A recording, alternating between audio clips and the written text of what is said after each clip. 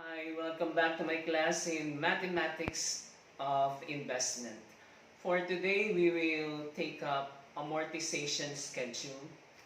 Amortization is the process of spreading out a loan over a period of time, and periodic payments as well as the amount of interest that goes to the payment of the loan are summarized in a table known as amortization schedule or amortization table. And in this amortization table, you will see how much exactly goes to the payment of the original amount borrowed or the principal, and how much goes to the payment of the interest. And you will see later on in the amortization schedule or amortization table, the amount unpaid, amount of the loan that remains unpaid, the part of the loan that remains unpaid is decreasing in the amortization schedule, as well as the amount that is paid for the interest on the loan, but the amount that goes to the repayment of the original amount borrowed is increasing. And you will see this in the amortization schedule or amortization table. Now, for our first example, consider the following problem. Construct an amortization schedule for repayment of a loan worth 150,000 pesos to be paid in 2 years with 12% interest compounded quarterly. Here, the original amount borrowed, denoted by P, known as the principal, is 150,000 pesos.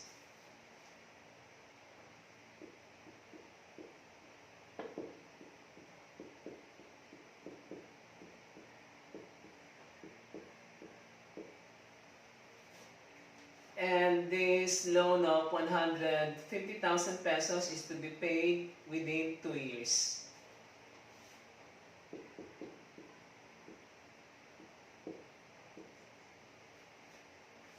And this loan worth 150,000 pesos is to be paid together with interest to be computed at 12% compounded quarterly. That means J is 12% and M, the number of interest computations in 1 year, is 4.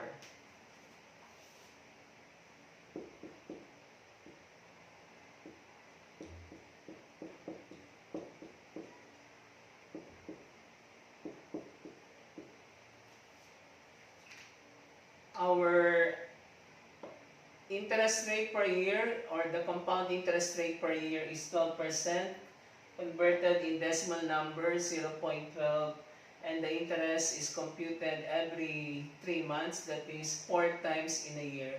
Quarterly, 4 times in a year, that is every 3 months. Hence, over a period of 2 years, the interest will be computed 4 multiplied by 2, or 8 years. 8 times.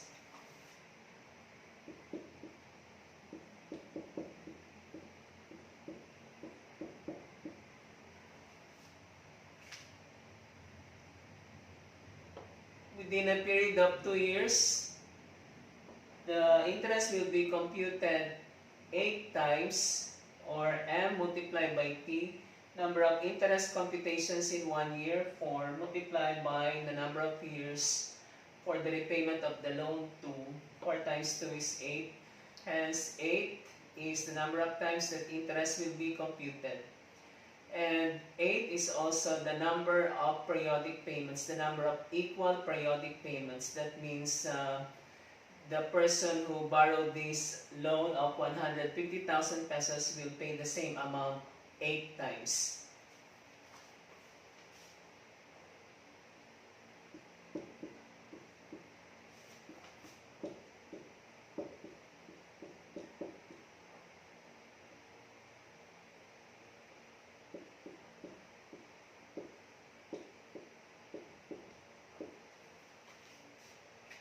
So there will be 8 equal payments over a period of 2 years. And in our amortization table or amortization schedule, after the first row, which is for the title row, we construct 8 more rows for the 8 equal payments. And the amount of each equal payment is computed by the following formula.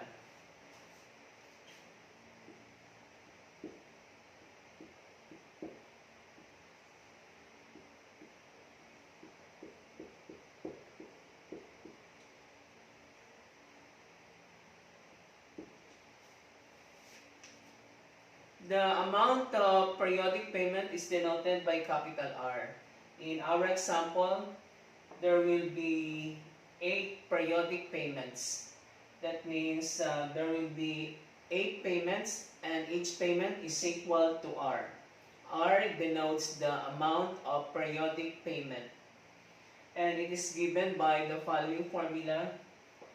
PI, principal, the original amount borrowed, multiplied by the interest rate per conversion period, all over 1 minus quantity 1 plus I to the power minus n, where I here is the interest rate per conversion period computed using the following formula.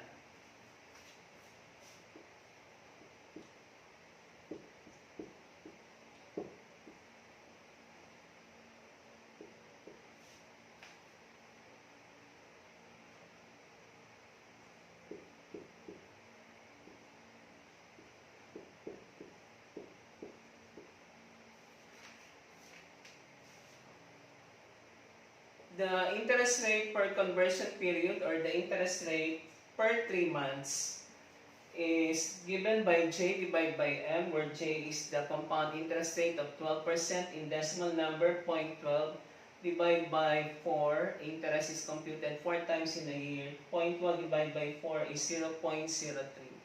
And this is the rate that we will use in this formula to compute for the amount of periodic payment. And for the amount of interest for each periodic payment, the amount of interest is computed by using the following formula.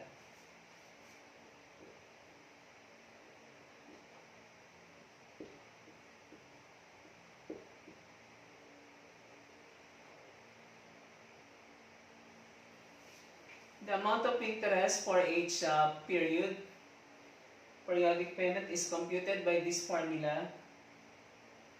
Principal multiplied by the interest rate per period, where the principal is the amount, the part of the loan that remains unpaid, and I is the interest rate per conversion period, 0.03.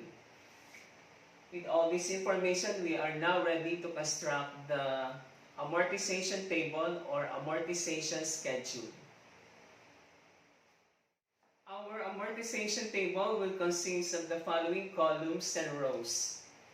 Our amortization table or amortization schedule has 5 columns. The first column is denoted by N, or the number of periodic payments. As we have shown earlier in our example, there will be 8 periodic payments, or N is M multiplied by T, M is 4 multiplied by T to 8. There will be 8 interest computations and there will also be 8 periodic payments. So the first column N will go from 1 to 8.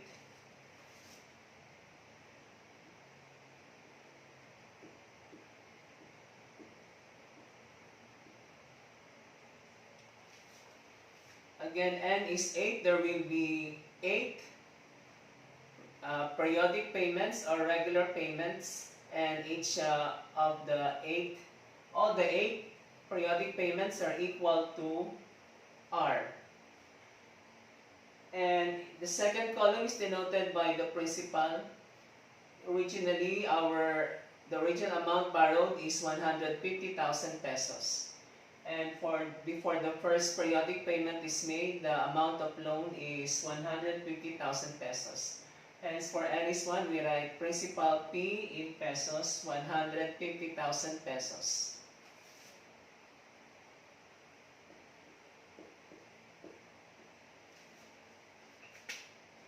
And the second column is the amount of regular payment denoted by R. All the amounts, all the 8 payments are equal to R. And we will compute the amount of regular payment or the amount of periodic payment using this formula. The next column is for the amount of interest, which we compute using the formula I equals PI.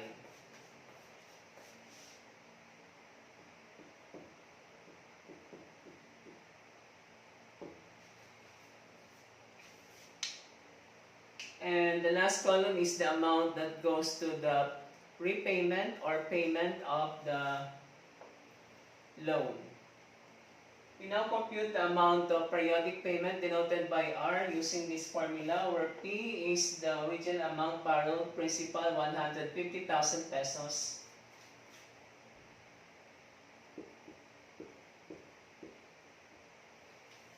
Small I is the interest rate per conversion period, which we have shown earlier is equal to 0.03.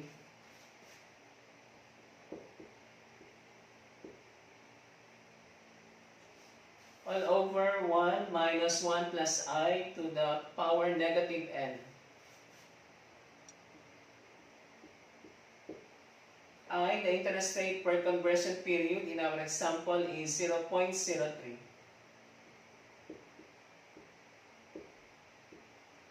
N is the number of interest computations or the number of periodic payments, which is equal to 8.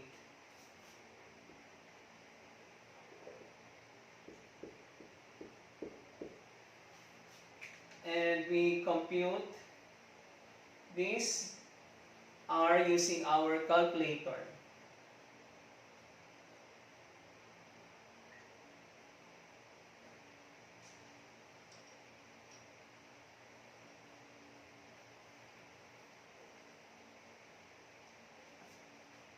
We have 150,000 pesos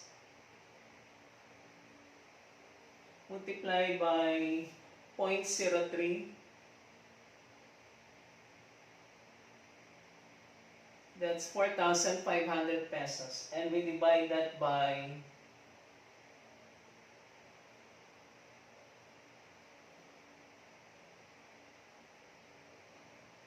1 minus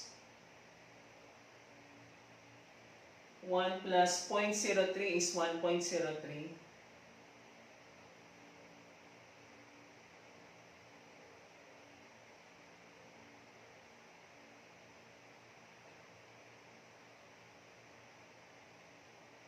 To the power negative 8.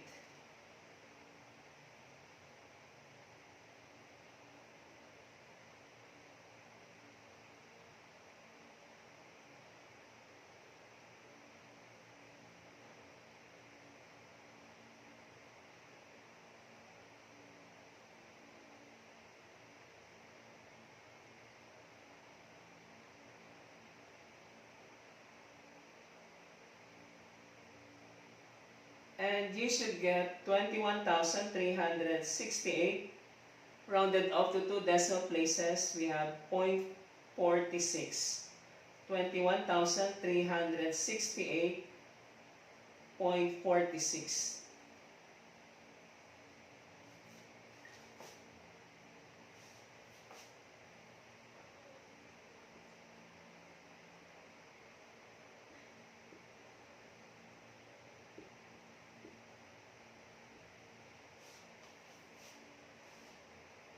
This means that there will be 8 payments, and each payment is equal to 21,368.46 pesos. And this amount of 21,368.46 pesos will be paid every 3 months. For the first payment, the amount to be paid is 21,368.46 pesos.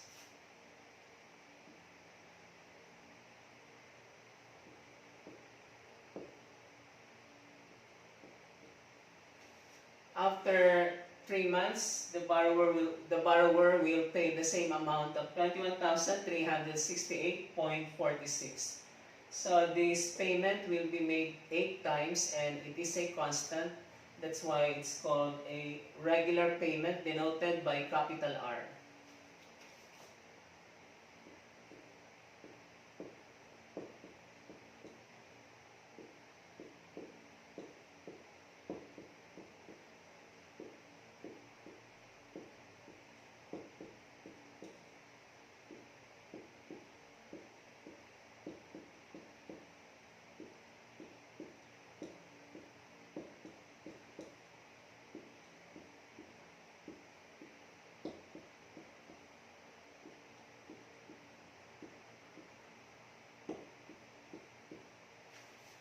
In our example, there will be 8 periodic payments, 8 regular payments, and each payment is equal to 21,368.46.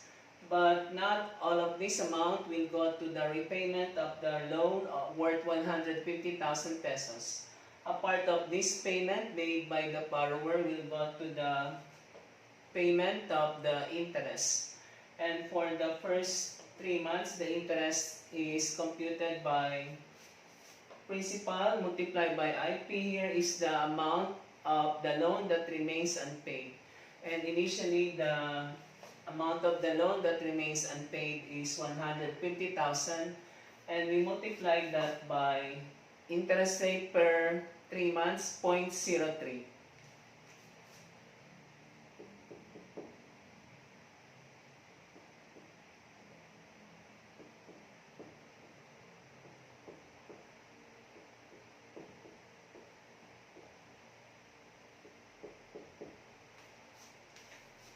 And we compute that using our calculator. 150,000 multiplied by 0.03 is 4,500.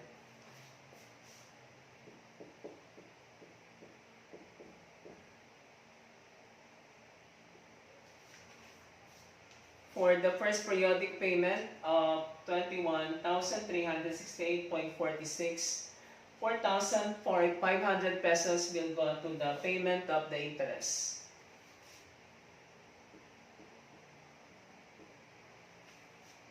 And we subtract 4,500 from the amount paid, 21,368.46 minus 4,500.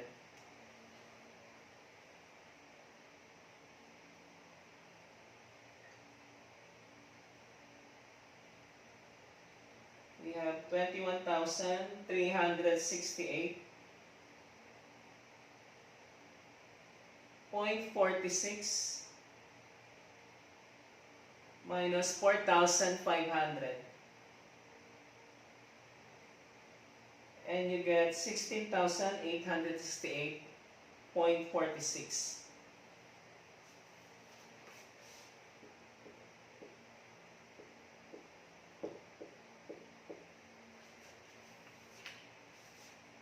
Again, the borrower for the first period, for the first 3 months, paid 21,368.46, of which 4,500 goes to the payment of the interest, and the actual amount paid for the loan is 16,868.46. And this loan payment of 16,868.46, we subtract from the original principal of 150,000 pesos. And you get the amount of the loan that remains unpaid. 150,000 pesos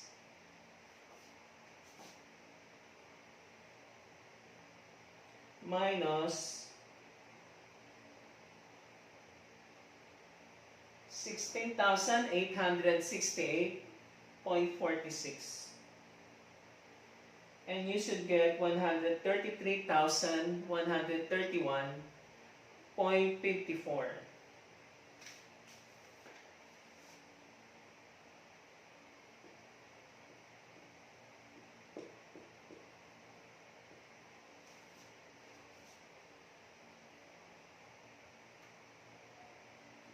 And after another 3 months, the borrower will pay the same amount of 21,368.46.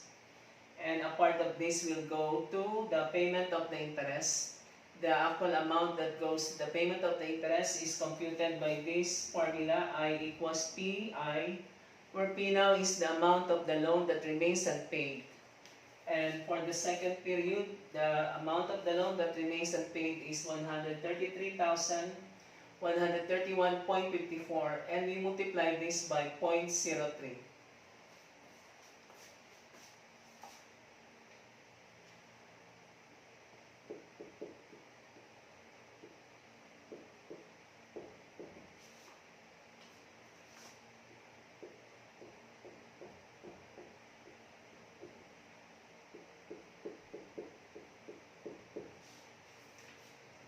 We compute the amount of interest using our calculator.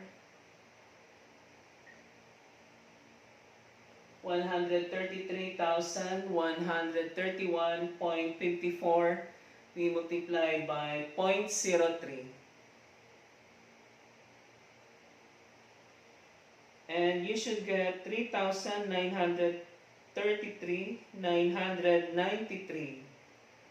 3,993.95.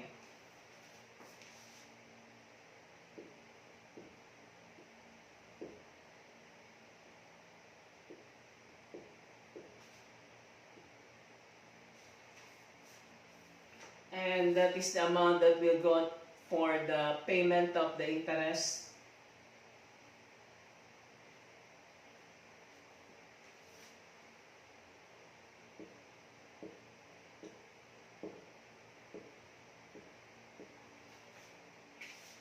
The borrower paid the same amount of 21,368.46, but 3,993.95 will go to the payment of the interest.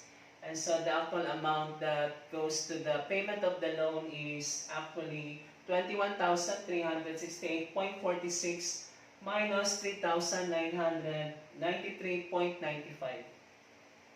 We compute that using our calculator.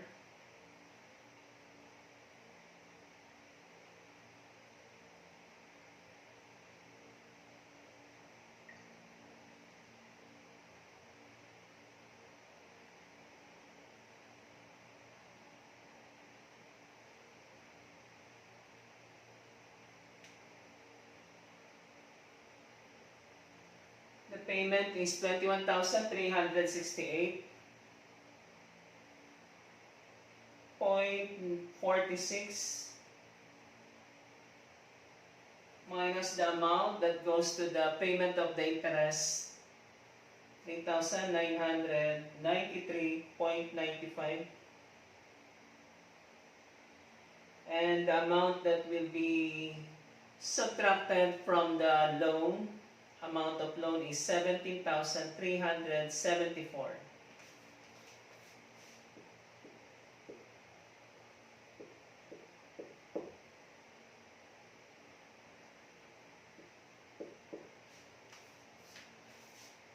Now we get the amount of the loan, the part of the loan that remains unpaid after 2-3 months period. 133,131.54 minus the amount paid for the loan, 17,374.51.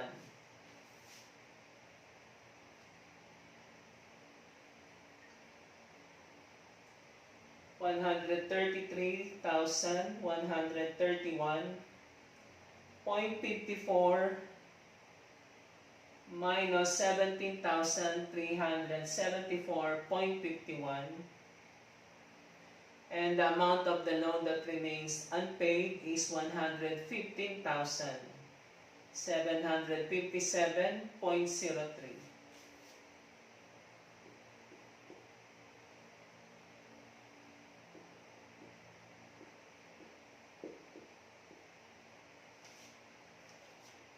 And after another 3 months, the borrower pays the same amount of 21,368.46, and a part of this payment will go to the payment of the interest based on this remaining amount of the loan. We now take this as the principal to compute the amount of interest using I equals PI, where P, the principal, is the amount of the loan that remains unpaid, 115,757.03.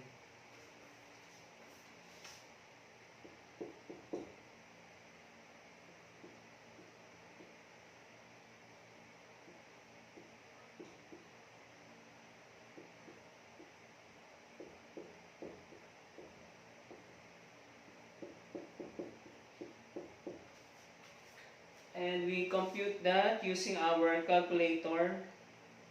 115,757.03 multiplied by 0.03.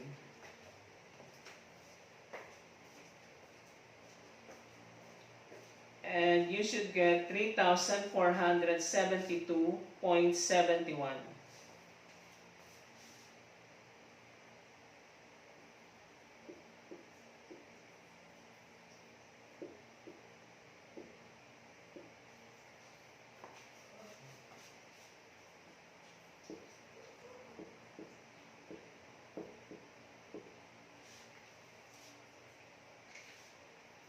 After the third payment of 21,368.46, 3,472.71 goes to the payment of the interest. And we subtract this amount from the regular payment of 21,368.46 to get the actual amount that goes to the repayment of the loan. We use our calculator, 21,368.46 minus the interest 3,472.71, and you should get 17,895.75.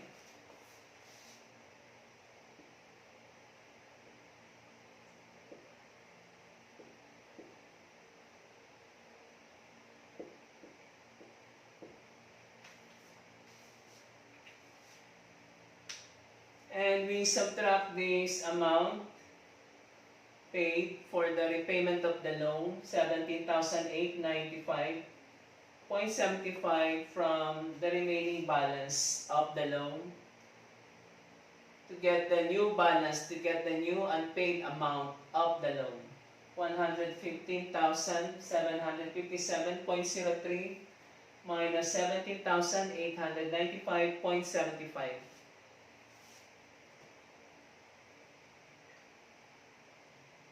115,757.03 minus 17,895.75. And the remaining balance for the loan, the remaining unpaid amount of the loan is 97,861.28.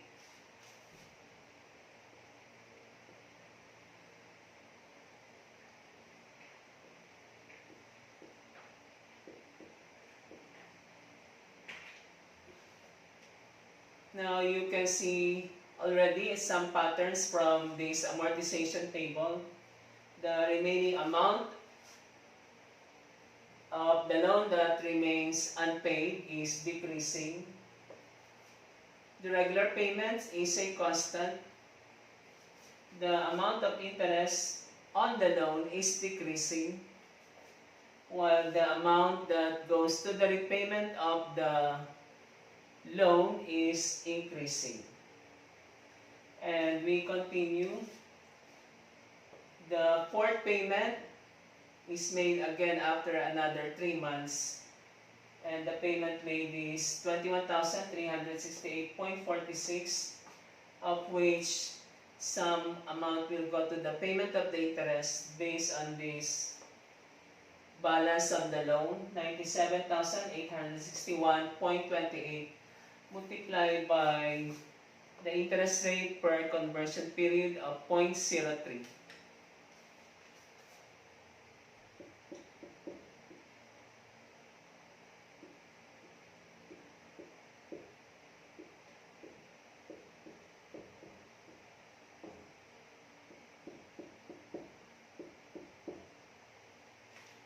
And we compute this interest using our calculator. 97,861.28 multiply that by 0.03 and you should get 2,935.84.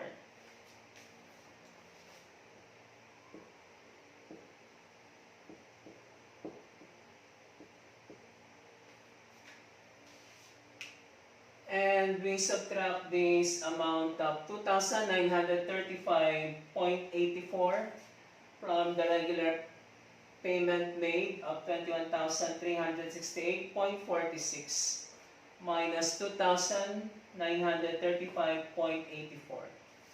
And the answer is the amount that goes to the payment of the loan.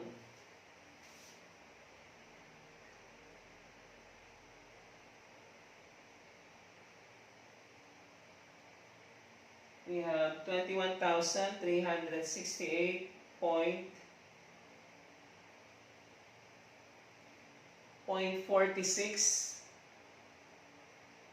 minus the interest paid 2,935.84 and the amount that goes to the payment of the loan is 18,432.62.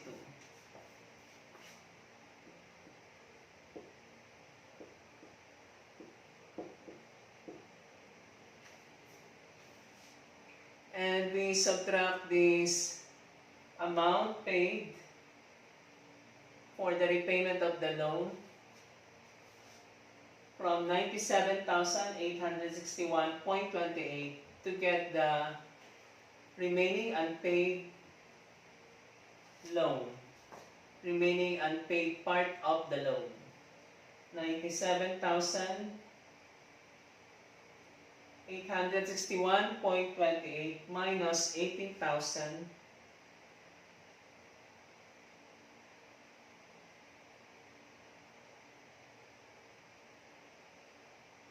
18,432.62 and you should get 79,428.66.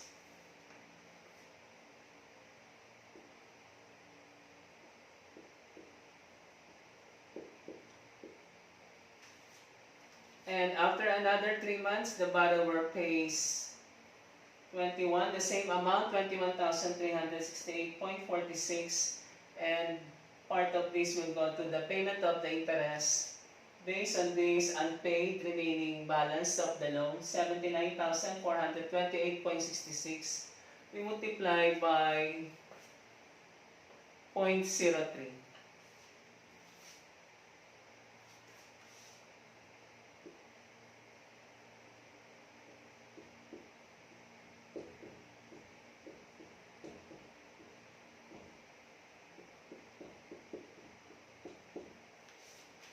Calculate the amount of interest, 79,428.66 multiply that by 0.03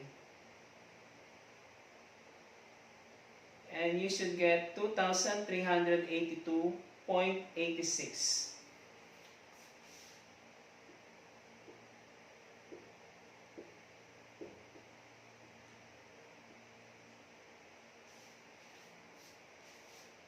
This is obtained by rounding off the answer in your calculator to 2 decimal places.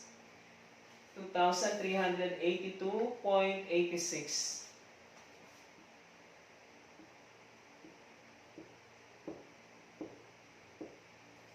we go to the payment of the interest, and we subtract this from the regular payment of 21,368.46 to get the actual amount that goes to the repayment of the loan.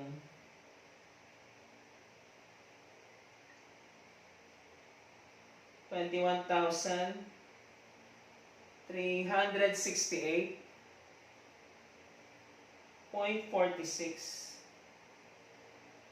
minus 2,382.86,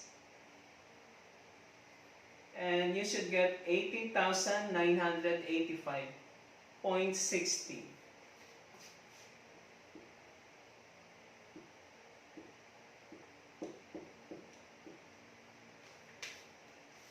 And to get the remaining unpaid amount of the loan, we subtract 18,985.60 from 79,426.66.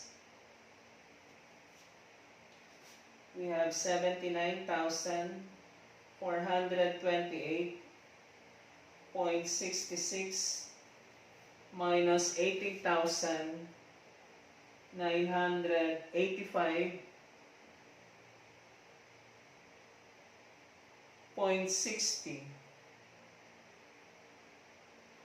You should get 60,443.06.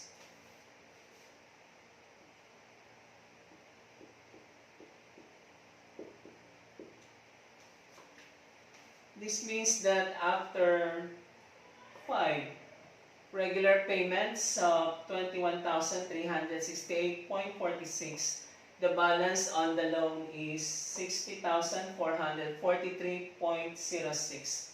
The amount of the loan that remains unpaid after 5 periodic payments of 368.46 is 60,443.06. And we compute the interest on this remaining balance of the loan by multiplying 60,443.06 by 0.03, or the interest rate per 3 months.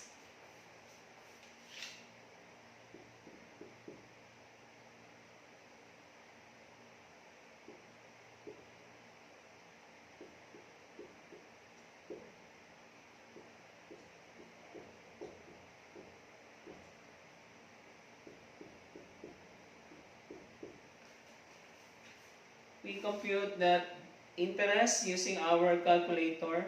60,443.06, multiply that by 0.03. And you should get 1,813.29.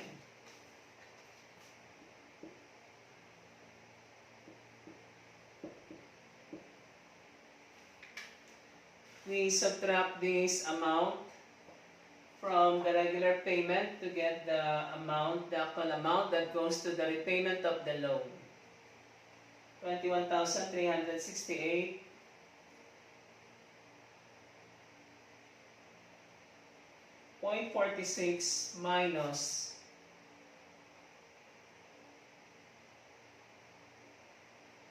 21,368.46 minus 1,813.29,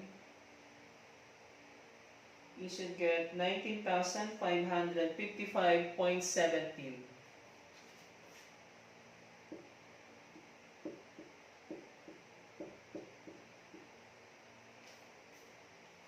And to get the remaining balance on the loan, we subtract this 19,555.17 from 60,443.06.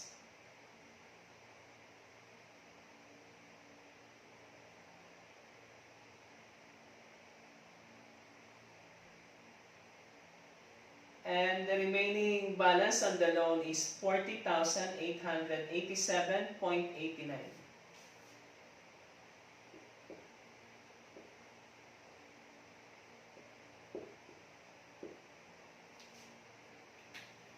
This is the amount of unpaid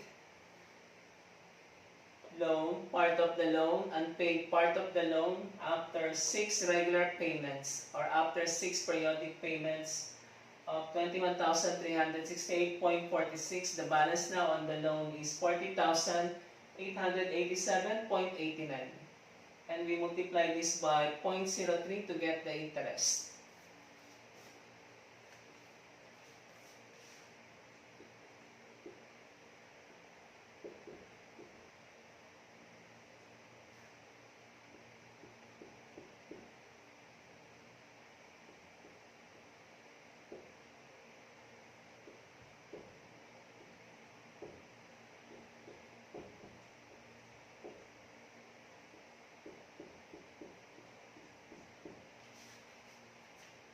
We multiply using our calculator 40,887.89 by 0.03.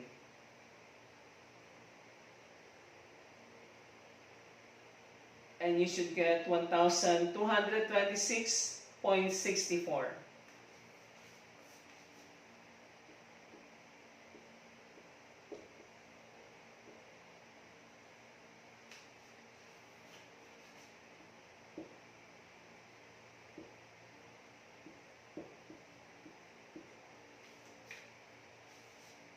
And we subtract the interest from the regular payment to get the amount that goes to the repayment of the loan, 21,368.46.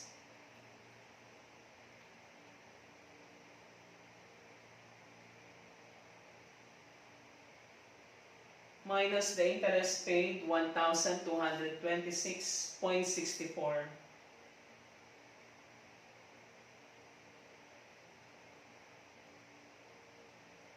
And you should get 21,368.46 minus 1,226.64. You should get 20,141.82.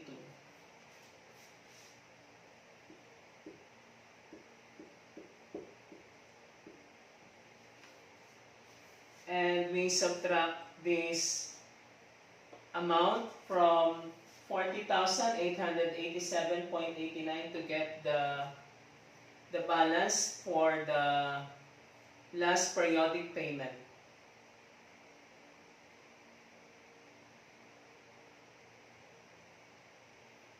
$40,887.89 minus 20,141.82,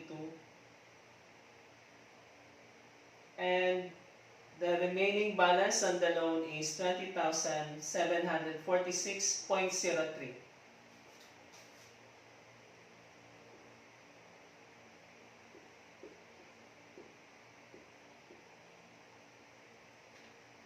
And we compute the interest based on this unpaid part of the loan, 20,746.03, multiply this by 0.03.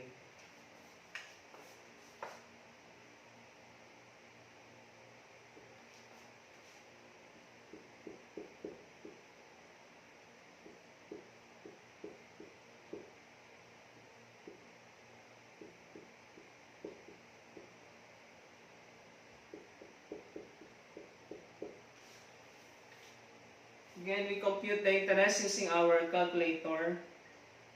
20,746.03 multiplied by 0.03.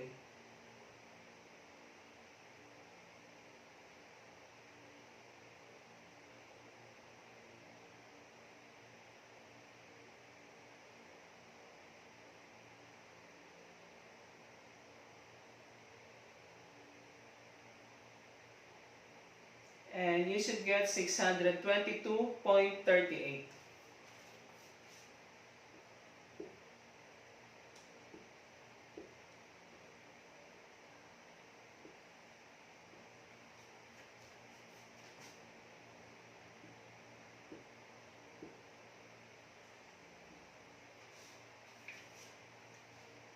and we subtract the interest paid, the amount of interest paid from the regular payment to get the amount that goes to the repayment of the loan. We have 21,368.46 minus 622.38. And you should get 20,746.08.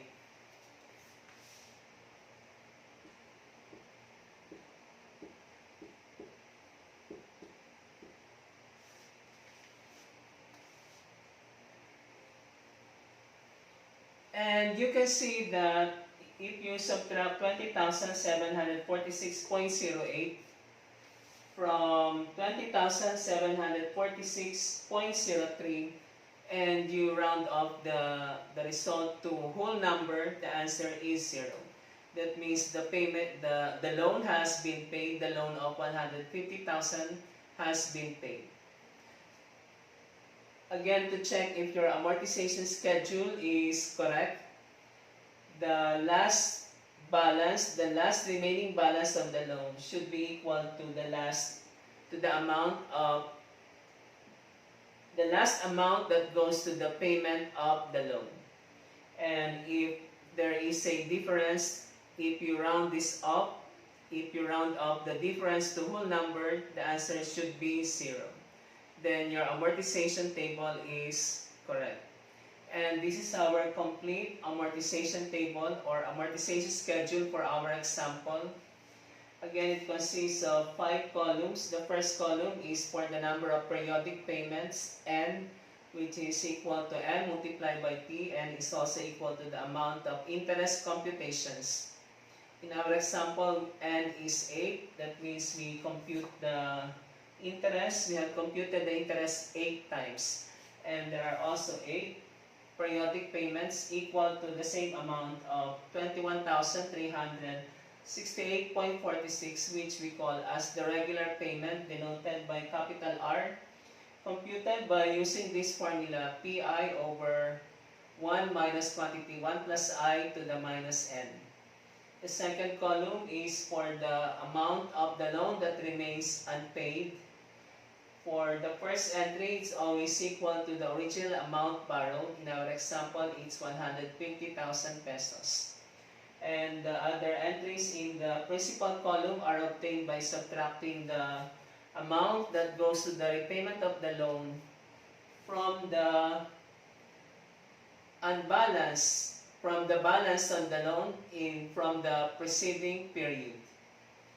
The third column is for the amount of interest, denoted by I, computed by using this formula, principal multiplied by I, where P here, principal, is actually the amount unpaid of the loan, or the balance on the loan.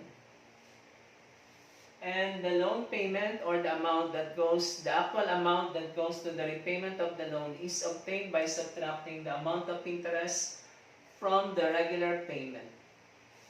And this amount that goes to the payment of the loan is subtracted from the principal or the remaining balance on the loan to get the new remaining balance on the loan. And you can see that the balance on the loan is decreasing. The regular payments is a constant.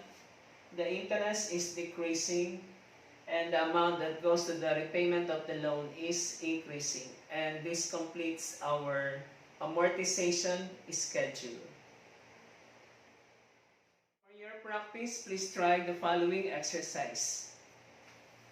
Prepare an amortization schedule for a loan worth 175,000 pesos to be paid in 4 years with 15% interest, compounded semi-annually. If you have question about the lesson today, you ask your question in the comments below. And don't forget to subscribe to my YouTube channel, Art Kalison, the channel of learning and leisure. Thank you for joining me in my class today in Mathematics of Investment.